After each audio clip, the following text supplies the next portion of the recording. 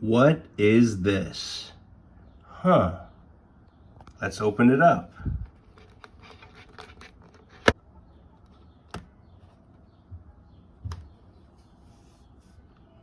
It looks like a gaming console. Mario Kart 7? Hey, that came out a long time ago. This is not a Nintendo Switch. This is not a Nintendo Switch 2. This is a Nintendo 2DS XL. That's right, I don't have a Nintendo Switch. I don't have a Nintendo Switch 2. My go-to portable gaming device is this, a Nintendo 2DS XL. I bought this in 2017, and it still works great today. And I still play games on it all the time. And I bring it with me everywhere I go because it's small enough to fit inside of my pocket, either my pants pocket or my jacket pocket. This device is awesome for a lot of reasons. First of all, I got it for a very low price right when it was released. You know, it was only like $100 and something bucks. That's nothing. You know, look at the Switch 2 price, which comes out at midnight tonight, $450. You gotta be kidding. And I know people will say, oh, well, it's the newest technology, it's a hybrid console, you can use it, you know, at home with your TV, and then you can take it on the go with you. Yeah, but it's too big to fit in your pocket, isn't it? This is small enough to fit in your pocket. The Nintendo 2DS XL can play Nintendo DS games and Nintendo 3DS games. Here's an example, Luigi's Mansion Dark Moon. This is the sequel to the original Luigi's Mansion, which was released on the Nintendo GameCube. Now let's open up this box. And you can see in here, there's not really a game manual. It's sort of just like a safety thing. And then here's the cartridge that you put into your Nintendo 3DS or your Nintendo 2DS, which is what I have. Specifically the Nintendo 2DS XL. Let's take this out. And here it is. Look, I'm holding it between two fingers. That's how light it is. And the thing about it is, the games are affordable as well. They weren't only affordable when I first bought this, but they're affordable today. For example, I bought Mario Kart 7 a couple weeks ago for less than 20 bucks. I bought Donkey Kong Country Returns 3D for this thing, same day, less than 15 bucks. That price range seems good to me for those games. Now, in order to insert a game in your Nintendo 2DS XL, there's a slot on the bottom right here. So I've opened the slot. You can see that there's a game in there already. That is Mario Kart 7. If you press down on it, now it comes out a little bit. You take the game that you want to play and you insert it into the slot. And now when you open up the device, Luigi's Mansion Dark Moon is ready to play. Now, when I look at the Nintendo Switch, which I never bought, by the way, and the funny thing is, this thing came out after the Nintendo Switch. And I bought this, not the Switch. Switch was too expensive. And the Switch games, they like never go down in price. Like even if you buy them used, I think they're still too expensive. If you look at Super Mario Odyssey, Tears of the Kingdom, Breath of the Wild, if you buy those things right now, they're still like 50, 60, 70 bucks. That's ridiculous. Those games came out forever ago. Cut the price, Nintendo. It's ridiculous if you buy it new. And if you buy it used, they're still not like super cheap. They're not like 15 bucks. You know, they're still expensive. And I know people are going to say, oh, well, you know, they're a lot more impressive than the games you can play on this. That depends what you mean by impressive. Do you mean graphically impressive? So what? You know, a video game, the most important thing is what? The gameplay. And I don't really think that's a subjective thing, you know, because you can't really tell me that there's somebody out there that cares more about graphics than gameplay. I mean, if there is, that guy's not a real gamer, or that girl, or that whatever. It's like, okay, so if I have this graphically beautiful thing, but the game sucks, like it's not fun to play it, it's repetitive. Like, for example, there's a lot of Ubisoft titles, for example, that are like 100-hour games where you get that, you know, they're graphically very impressive, but the gameplay is so boring that you get tired of the game after maybe like 5-10 hours. Even though there's like 100 hours worth of stuff to do in the game, you just give up because the game sucks. Doesn't matter how good the graphics are. Like, I don't care how good Assassin's Creed Shadows is, the graphics. I mean, by all accounts, the game is just the most repetitive, you know, assassination stuff that you've seen in plenty of Assassin's Creed games before it. And it's not one of the best Assassin's Creed games of all time. So, you know, I'm not going to play it. I'm not going to waste that much money on a game where the gameplay is not good. But the graphics are really cool, though. Who cares? You know, I have Punch-Out.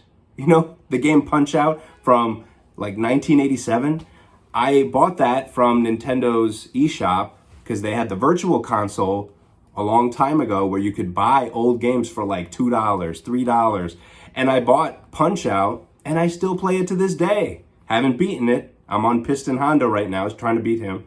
But yeah, that's something I do. Like when I'm on a train or a bus or something, I'll just play Punch-Out and see if I can beat Piston Honda. And I have some of the oldest Zelda games on here, which I also bought for like $2, $3. You know, that's when Nintendo was more consumer friendly. You see, this new system they got coming out at midnight tonight, the Nintendo Switch 2, not so friendly to consumers. See, here's the funny thing. Like, I wasn't planning on buying a Nintendo Switch when it came out, and I didn't, and I never bought one. But when the Nintendo Switch 2 was coming out, I was like, okay, maybe I'll get this one if it's like affordable. I assumed it would be affordable. It's Nintendo, right? Wrong. It's not affordable because they announced the price was going to be $450, and I'm like, I'm out. I bought an Xbox Series X for less than what the Nintendo Switch 2 costs. Think about that. As far as the console itself, you can see it has dual screens, and I like that they're small because that makes the device small enough to stick inside of your pants pocket or your jacket pocket. And then you got this little joystick here. And that was a little sound effect from Luigi's Mansion Dark Moon. You got the D-pad here, you got the home button, you got the start button, you got the select button, you got your A, B, X, and Y buttons, and you got another button up here. I forget what this thing does. On the top of the device, you have other buttons. L, ZL, R, ZR. You can see a volume slider here on the left side of the device. And you can see that there's actually a stylus that comes with this, but I can't find mine. It's somewhere here, but I can't find it right now. You got the power button over here.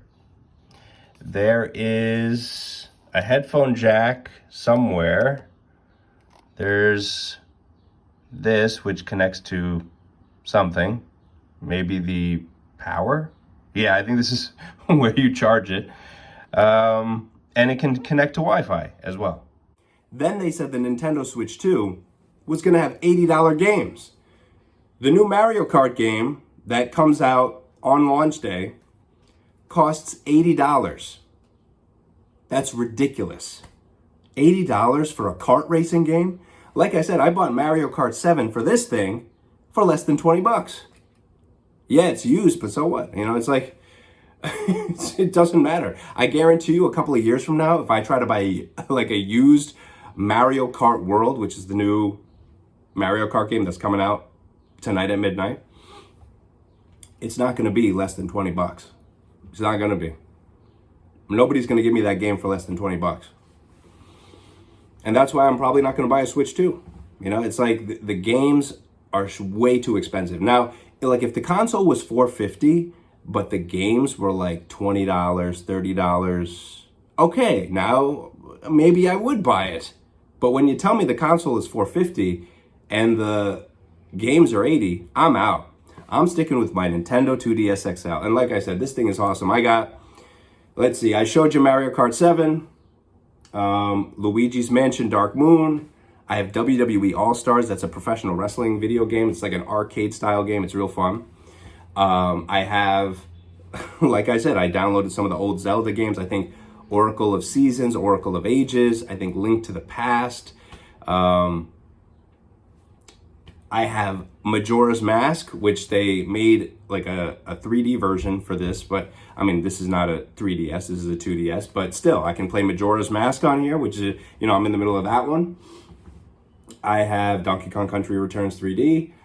I have Super Mario 3D Land, all on this thing. So I have all the entertainment I need right here. And if I want more entertainment, I can buy old Nintendo DS games, old Nintendo 3DS games for an affordable price. And to this day, I still look up, you know, what kind of games can I get? You know, they have Metal Gear Solid Snake Eater for the 3DS. I could go buy that. It's a little expensive used, but I could if I wanted.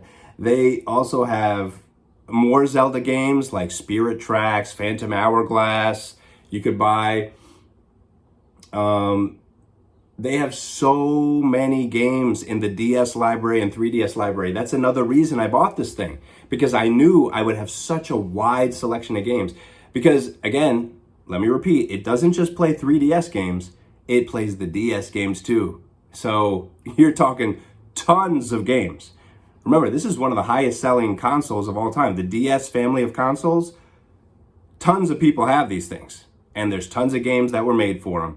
And some of them are like unique games that were only made for portable devices, such as, I think there's like Battlefront, Elite Squadron. There's tons of games that were specially made for these devices.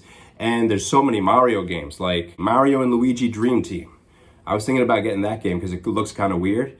And that game came out forever ago, but I can buy it used for an affordable price and have tons of fun with it. Instead of wondering, gee, how much is the next Mario game going to cost on the Switch 2? It's going to cost $80. You know it's going to cost $80. The next Donkey Kong game that's coming out, which actually looks kind of cool for the Switch 2, but it's going to cost $70. I'm not paying $70 for a Donkey Kong game. I just bought a Donkey Kong game for this thing for less than $15. That's how it should be. And what I don't understand is, why are people okay with paying so much money for video games and video game consoles these days? I mean, yes, I have an Xbox Series X, but here's the thing. I don't buy games unless they're on a deep discount, a huge sale. Like in terms of current generation games, I bought UFC 5, that's the latest UFC game, for $10. It's the UFC 5 Ultimate Edition. You know what the retail price of that is? $100. I waited till there was a sale, bought it for $10. See, that's what I'm talking about. And I can buy old games on backwards compatibility off the Microsoft Store for low prices. I mean, just recently I bought, you know, Resident Evil, like the original one, for like $5. And when I say original, I mean they made a remake of it, not the actual one that was for the PlayStation, but they did a Resident Evil remake. Bought it for $5. I bought Resident Evil Code Veronica X for like $4. It's like, you know, and these are games that people love. These are legendary games. These are not like indie games. I'm getting like some of the greatest games of all time for $4 or $5. I bought Max Payne 2, Max Payne 3 for like nothing earlier this year. You know, it's like, I'm getting like some of the greatest games ever created for affordable prices. I have no idea why anybody would pay $80 for a Mario Kart game. Or it's not just a problem with Nintendo, because Microsoft also announced that their new first-party titles starting this holiday season probably going to be $80. So if they have a new Gears of War game coming out, like Gears of War E-Day is supposed to be released at some point, I expect that to be $80. Am I going to buy that? No way. Not until it's on sale for like 90% off. I mean, they can release these games, but there's no way I'm buying those kind of games. There's a couple of games that are coming up that are going to be released for the current generation of consoles that I am interested in, like Metal Gear Solid, Snake Eater, Metal Gear Solid Delta. That's a remake of the Snake Eater game. And that looks really cool. Am I going to buy it day one? No way, because it's like $60 or $70. I'm not doing that. I'm going to wait till there's a sale. There's going to be a Prince of Persia remake, a Splinter Cell remake, Supposedly there's an Assassin's Creed Black Flag remake. I like pirates. I want to play that game. But am I going to buy it day one? No. I'm just going to wait until there's a huge sale and then buy it then. And that's how you do it. That's how you have to deal with the video game industry these days. You can't be part of the problem and be buying these things full price, because then you're encouraging this kind of behavior. And I know nobody's going to listen to what I say, because people will always throw their money at these companies with the microtransactions and the $80 games and the unbelievably expensive video game consoles, which, like Microsoft, they recently raised the price of their consoles. So the Xbox Series X, like the base model with the disk drive, $600. Right there, $600. That's nuts. The Xbox Series S, which is the lower powered version, is still $380. Okay, that's ridiculous. Nobody should be buying an Xbox Series S for $380. Okay, but that's my point. It's like, you got to say no at some point. Eventually, you reach a point where it's like, no, thank you. And I reached that point when they announced the Nintendo Switch 2 was going to be a $450 console, and the games were going to be $80. Literally that day, I decided I'm sticking with my Nintendo 2DS XL. I'm going to play my Luigi's Mansion Dark Moon on it and all the other little games I have on it, and I can always buy new games for this forever for affordable prices. I'm sticking with this. This thing is cool. I can bring it everywhere. I can play some of the most legendary games of all time on this thing. And I'm happy with that. I'm done with Nintendo unless for some reason in the future they slash the price. Because if you remember, when the Nintendo 3DS first came out, it was too expensive and gamers didn't buy it. The sales were very low. So what did Nintendo do? They chopped about $80 off the price of that thing, and they gave the people some free games with it. And then it became one of the best-selling consoles, the Nintendo 3DS. It became a huge success. And hey, if that happens with the Switch 2, if they cut a couple $100 off of it, maybe I'll buy it. Is that going to happen? No. Because we already know this thing is selling out all over the place. People are camped out outside of stores to get this console at midnight. So yeah, I'm probably not going to buy future Nintendo consoles, because Nintendo was supposed to be the affordable option. Now it isn't. Now it's priced just as high as the Xbox and the PlayStation. So they changed their whole thing. Their identity is now gone. The thing that set them apart was their affordability. And that's why a lot of families buy Nintendo systems. And that's always been the thing, Not anymore. This is entering new territory here. And that's why I might have to say goodbye to future Nintendo consoles. But hey, I will always have my Nintendo 2DS XL.